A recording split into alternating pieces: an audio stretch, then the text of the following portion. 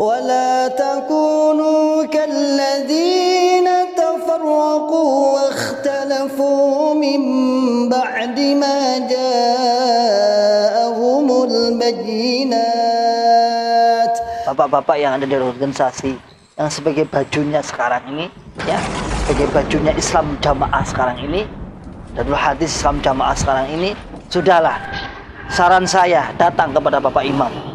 Serahkan semua. Anda katakan tidak sanggup, Abah, Bapak Imam, saya nggak sanggup. Saya nggak sanggup untuk menghadapi cobaan ini. Begitu banyak kita sudah berbuat di luhur mencari pencitraan, namun terus bocor. Karena bersamaan Allah Subhanahu wa Ta'ala memberikan memberikan kemudahan, banyaknya yang hijrah, sehingga apapun bentuk di luar Anda, apapun jenengan itu mau menutupi dengan sebaik mungkin, maka tentunya akan selalu cocok. Nah, tentunya organisasi akan sulit.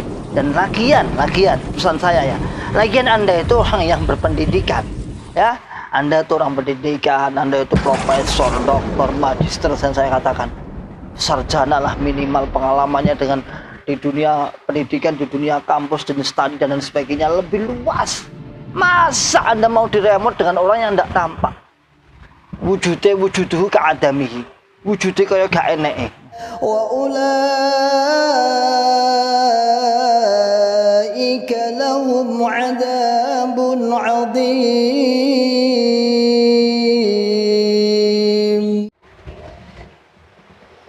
Bismillahirrahmanirrahim. Assalamualaikum warahmatullahi wabarakatuh. Alhamdulillahirabbil alamin. Alhamdulillahi wa kafa wa sallallahu wa sallama ala rasulillahil mustafa.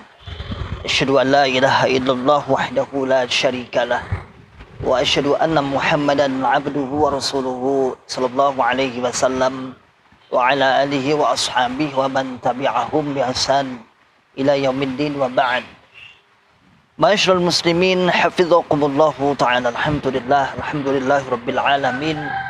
Kita bersyukur kepada Allah yang senantiasa selalu memberikan kepada kita semua nikmat hidayah Islam, nikmat hidayatul iman, nikmat sehat wal afiat, aman fi amanillah wa fi barakatillah, nikmat semangat, ya'muruna bil ma'ruf wa yanhauna 'anil munkar wa ulaika humul muflihun, membuka akal sehat, membuka akal waras, dan membuka akal selamat pada saudara tua kita yang ada di dalam Islam Jamaah Cokam 354.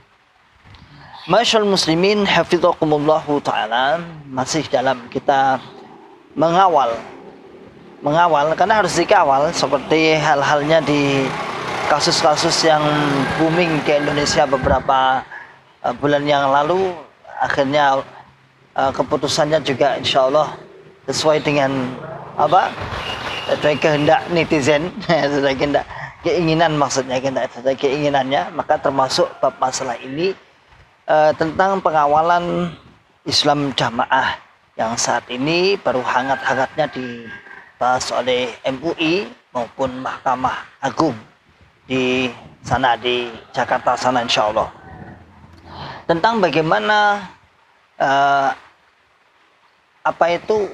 diapakan ini keyakinan Islam Jamaah ini pada akhirnya diapakan, apakah terus dibina atau bagaimana, atau kemarin kita kasih judul dibekukan atau dibubarkan. Masyaallah muslimin hafizakumullah ta'ala, tentunya kita juga tidak ingin sesuatu yang negatif. Artinya semuanya harus menghasilkan hikmah yang terbaik. Seandainya pun dibubarkan juga keinginan kita adalah menyadarkan. Sadar itu lebih utama. Karena kalau bubar dia kumpul lagi tidak ada bedanya, Tapi kalau sudah sadar dia nggak mau berkumpul. Memang kalau kita rasakan di zaman ini, di zamannya kepengurusan ini, di tahun 4 tahun 3 tahun terakhir ini, memang saya lihat dan kita rasakan juga begitu kerja kerasnya pengurus-pengurus organisasi yang sebagai bajunya. Di zaman ini memang sulit. Beda dengan ketika zaman-zaman dulu. Ketika zaman-zaman dulu mungkin ketika diserang oleh orang-orang yang dianggap musuhnya padahal sedang meluruskan, mereka bisa berkhilaf. Mereka bisa mencari celah-celah dan beralasan. Ora, saya tidak mengkafirkan. Enggak, mana buktinya? Nah, mungkin bisa. Atau mungkin ya sekali disesatkan atau dianggap sesat sudah selesai. Enggak berbuntut panjang.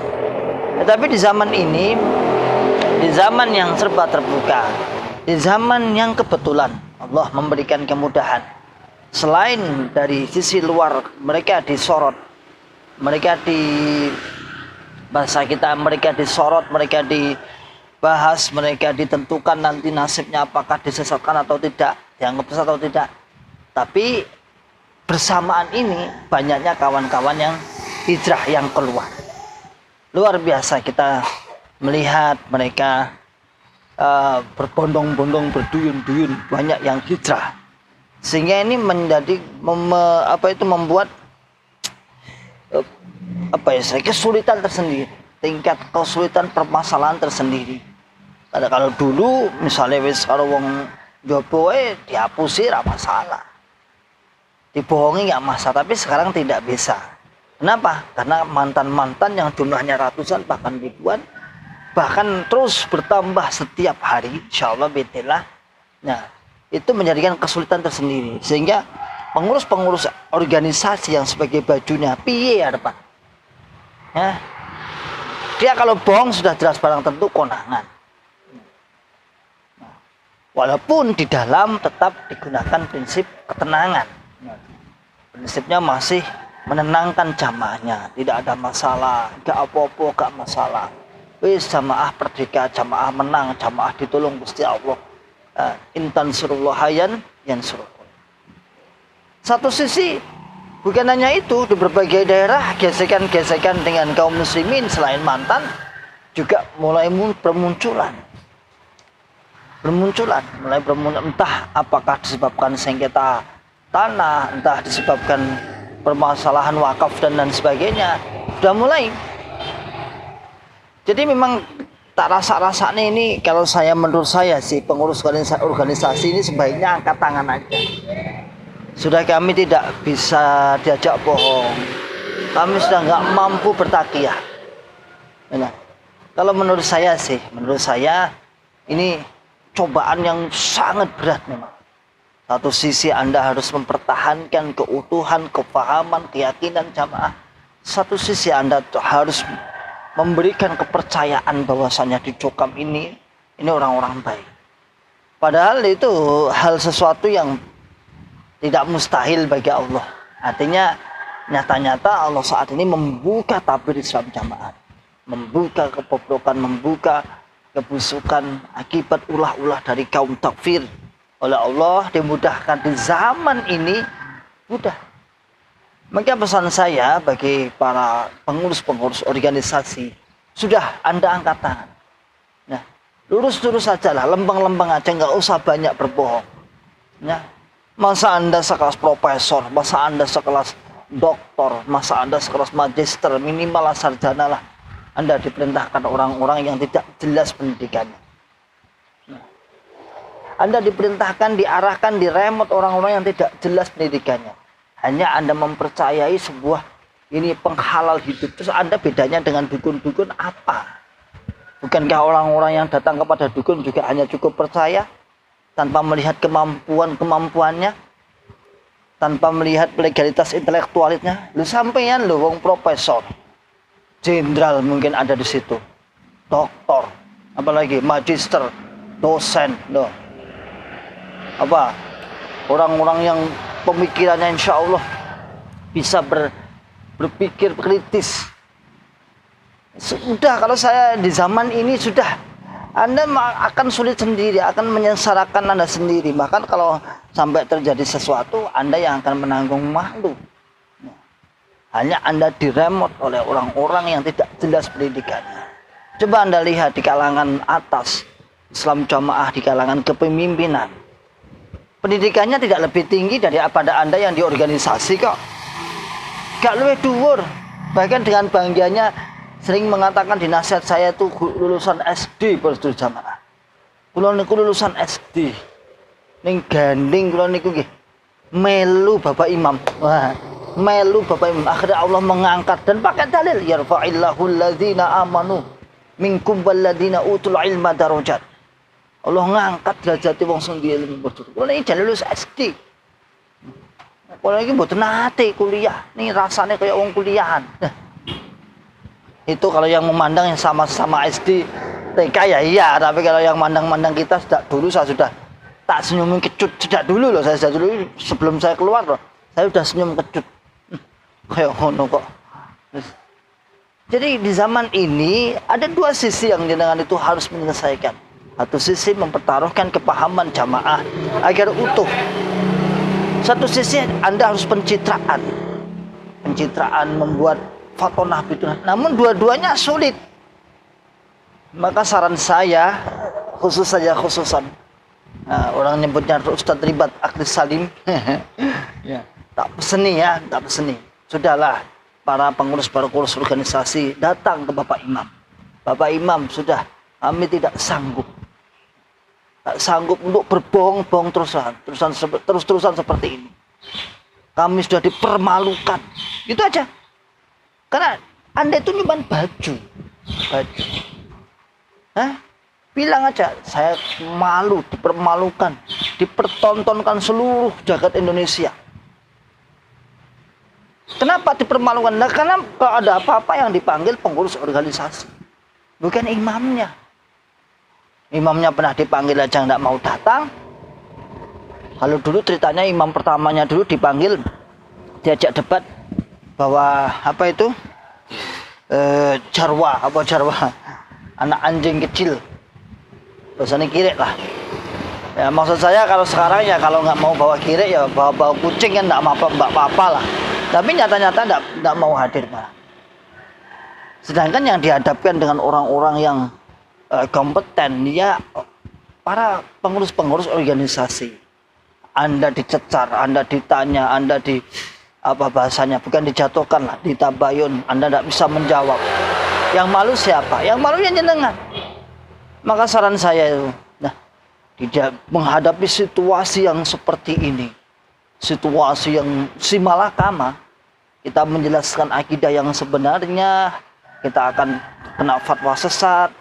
Namun kalau kita tidak menjelaskan sebenarnya, kita sudah pastinya bohong. Karena banyak mantan-mantan yang sudah berbicara, kan angel. Seangel pokoknya. Maka masyaallah muslimin hafizakumullah ta'ala. Begitulah sebuah kesesatan.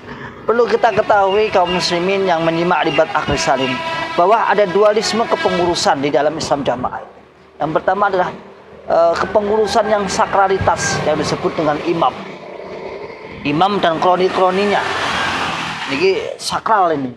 Kemudian yang kedua adalah yang baju, yaitu organisasi.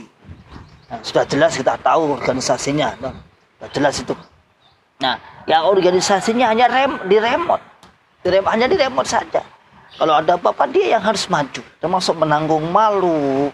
Tapi kalau ada apa-apa misalnya menguntungkan keimaman yang akan mendapat, yang ini yang dalam akan mendapat pujian. Ini sebab ijtihad Bapak Imam, ini sebab perintah Bapak Imam.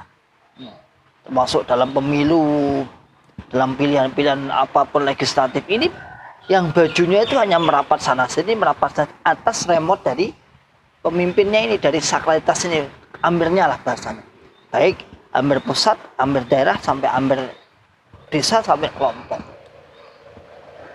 Jadi mereka sebagai baju aja, boneka saja, bahasa kalian sebagai boneka saja.